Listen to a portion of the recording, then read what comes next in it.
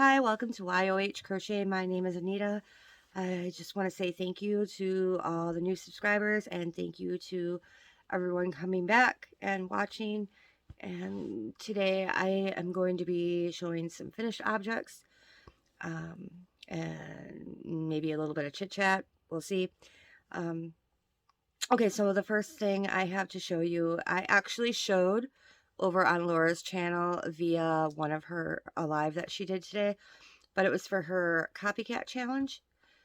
So what we do is she picks someone, she has a list of people. This is a year-long thing, and she is asking us to pick a pattern, and so then we make it, and then she has to make the same thing. So what Laura and I did, I picked an egg, a fried egg. It looks kind of like a UFO because the stuffing is supposed to all be up in the yolk, but the way the pattern was written, it didn't have a way for the stuffing to actually stay in the yolk. So now it's kind of like spreading out into the rest of the egg. And so if you guys make this, I would highly advise you, after you do the yolk, just crochet a circle that fits the bottom of it, stuff the yolk, and then sew the circle so that it has a backing so the stuffing doesn't fall out of the yolk. So why is it green? Well, Laura doesn't really like green, so I thought it would be funny. And you know what? It's green eggs and ham, Dr. Seuss. So if you haven't seen her live, you should go over there and check it out because I wrote a little Dr. Seuss um, Mad Mimi style. So I incorporated things that she likes because she lives in Alaska, so I have, you know, something about the snow in there, and I think her favorite animal is, one of her favorite animals is a moose, so I incorporated moose. And if you know Laura, you know how she loves supernatural, right?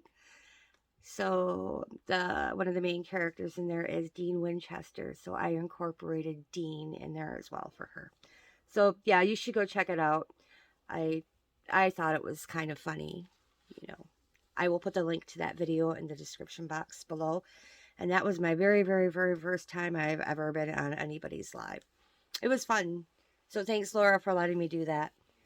Um, so since this egg didn't take either one of us much time at all to do, we went and did a second project.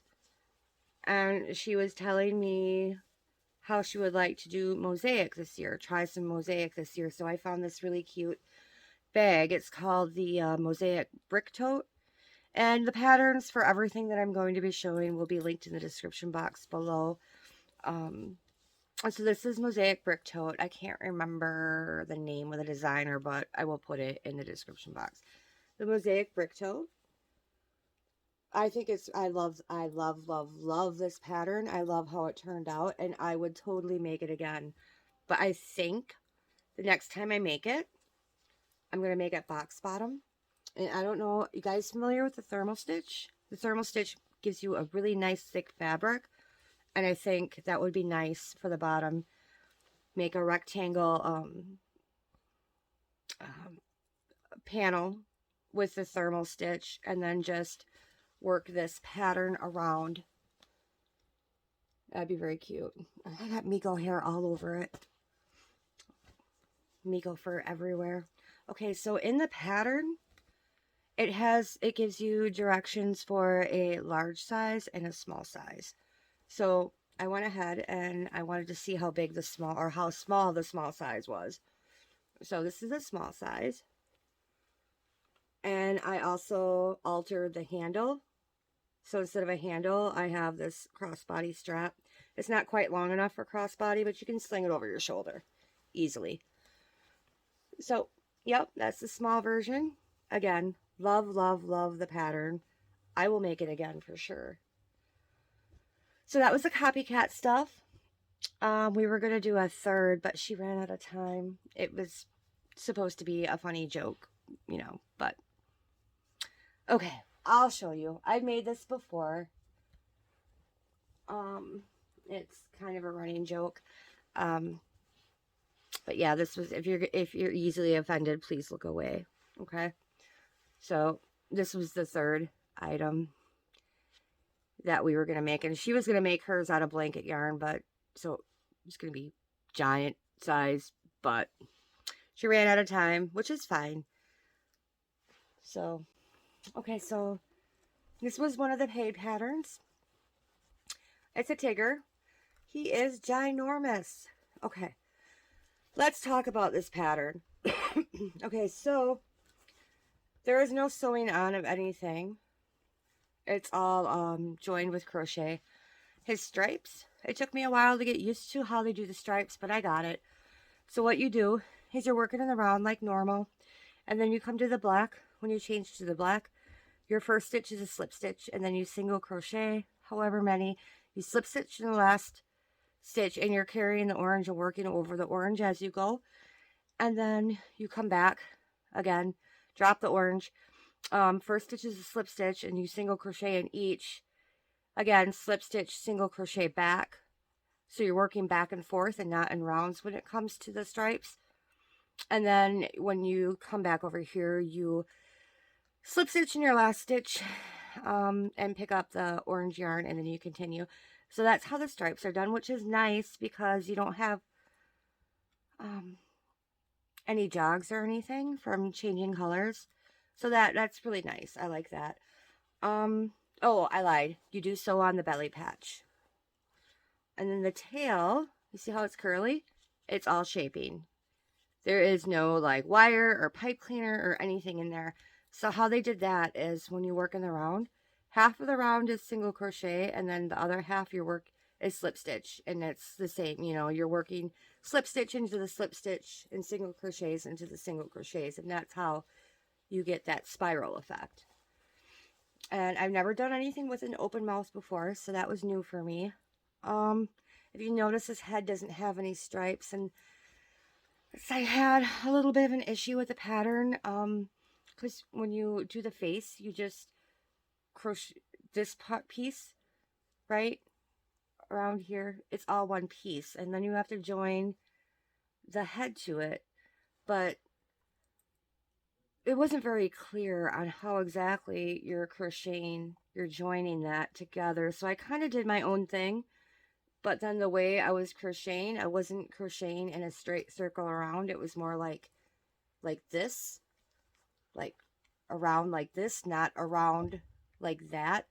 So to put the stripes on, the stripes would have been going a weird direction. They would have been going like that. So I didn't put stripes on his head. And there's something else I was going to mention about the pattern. I can't remember what it was. But anyway, he still looks okay, I think. He just looks a little naked if you turn him around because there's no stripes back there. I swear there was something else I was going to say. I don't remember. But he came in with a set of, I think, 3 patterns. It was Tigger, Eeyore, Pooh, and Piglet. It was 4 characters, and I actually picked up the pattern when it was on sale, mega sale. It was like 80 cents or something for all 3 patterns. I might try Pooh at some point in the future. I would not recommend this for a beginner amigurumi person. But I mean, go ahead and try. It doesn't hurt to try, but don't get discouraged is what I'm saying. Most amigurumi patterns out there are not quite this complicated. It's not even complicated. It's just a diagram would have been really helpful, or a picture on how exactly they wanted you to join. It would be very helpful.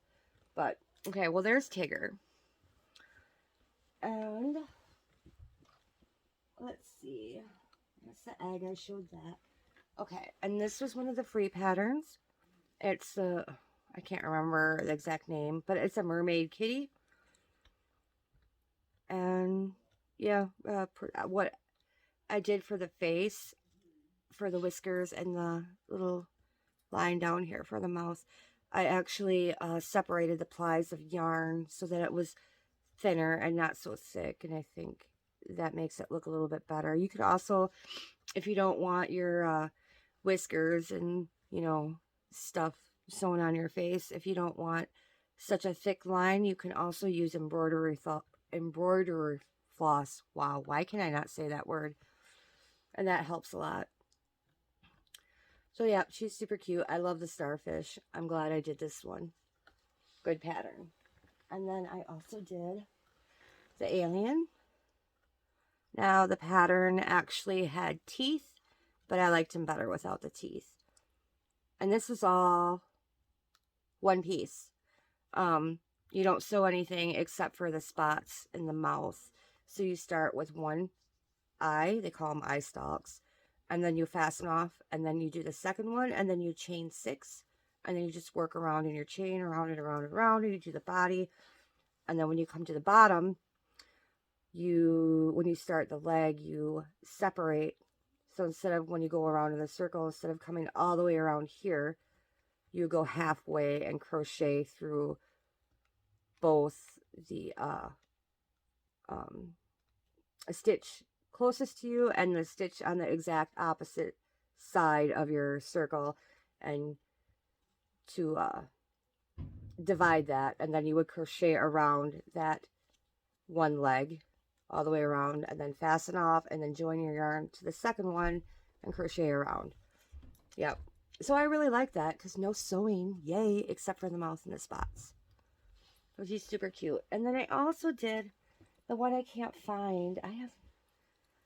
I just had it. I don't know what happened to it. It's driving me nuts. But I did the kitty. So it's a little kitten in a teacup, and that pattern was designed by Elisa from Anaya's Toy Box, and that was a great pattern too. It had shaping. It had a bunch of increases to where her nose was. So the only thing you just need to be aware of, you just need to recenter when you come. But she tells you in the pattern, make sure the increases are where you want the nose to be.